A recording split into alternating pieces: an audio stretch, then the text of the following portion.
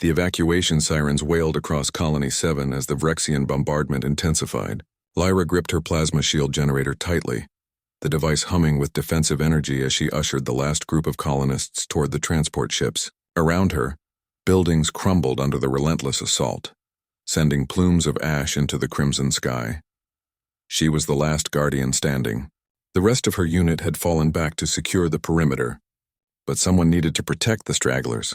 The families too slow, too frightened, too human in their desperate scramble for survival.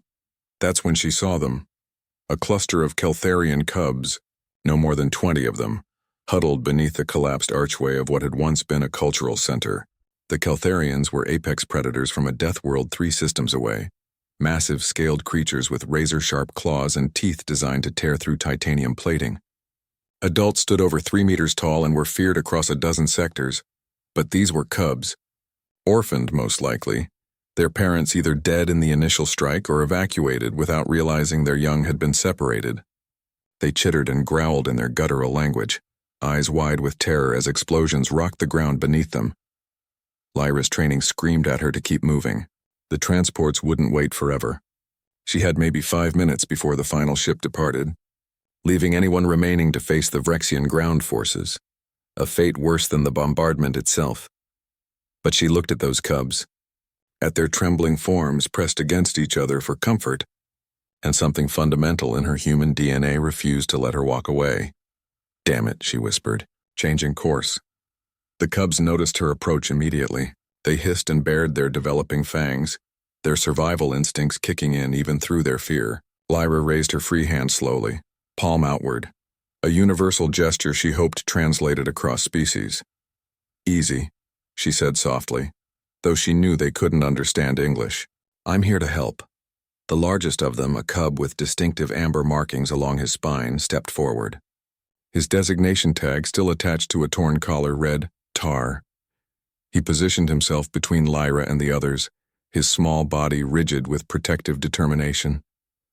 Lyra's heart ached. Even in terror, even as children, the Keltharians' predatory instincts made them defend their own. Tar couldn't have been more than 5 cycles old.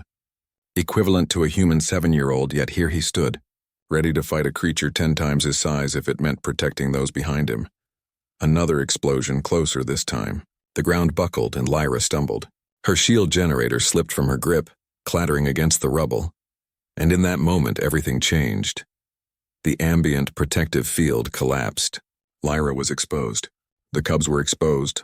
And somewhere in her mind, the ancient human fear response, the one that had kept her ancestors alive on the African savanna, took over. For a heartbeat, maybe 2, Lyra froze. Her hand trembled as she reached for the generator. Her breath came in short gasps. She was afraid. Not of the Vrexian bombardment. Not of death itself. But of failing these children, these vulnerable lives she'd taken responsibility for the moment she'd changed course.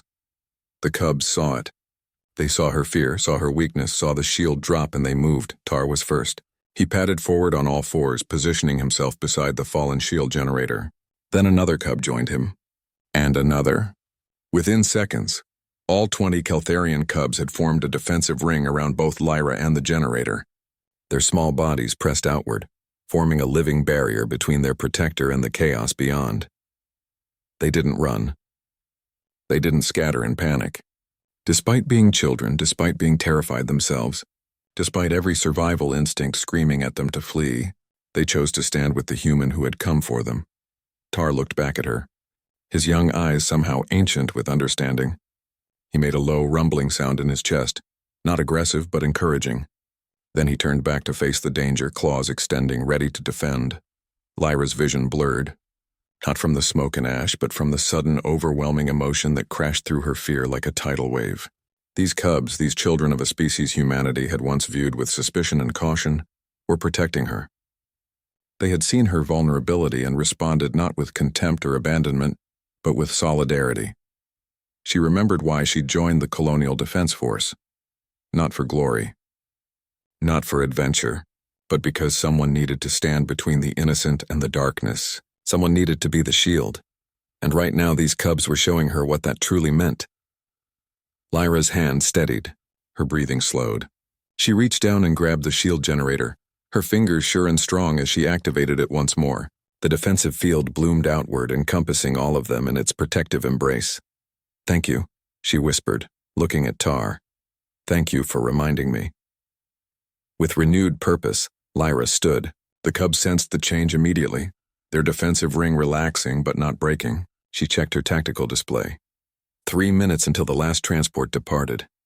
"All right, little ones," she said, her voice steady now. "Let's get you home." She began moving toward the landing zone, and the cubs followed. Not behind her, she noticed, but around her, maintaining that protective formation even as she led them to safety. Tar stayed closest, occasionally glancing up at her with something that looked remarkably like pride. They made it to the transport with 40 seconds to spare. The crew stared in disbelief as Lyra herded 20 Keltharian cubs up the loading ramp, but they didn't argue. They'd learned long ago not to question what humans would do to protect the helpless. As the ship lifted off, Lyra collapsed into a seat, the cubs clustering around her. Tar climbed into her lap, an absurd sight, given that even as a cub he was the size of a large dog, and pressed his scaled head against her chest. She wrapped her arms around him, understanding now what the galaxy was beginning to learn about humanity. They didn't just fight for their own. They fought for anyone who couldn't fight for themselves. And when they fell, when fear took them, others would stand with them until they could rise again, because that's what it meant to be part of something greater than yourself. That's what it meant to be human. And apparently, the cubs understood that better than anyone.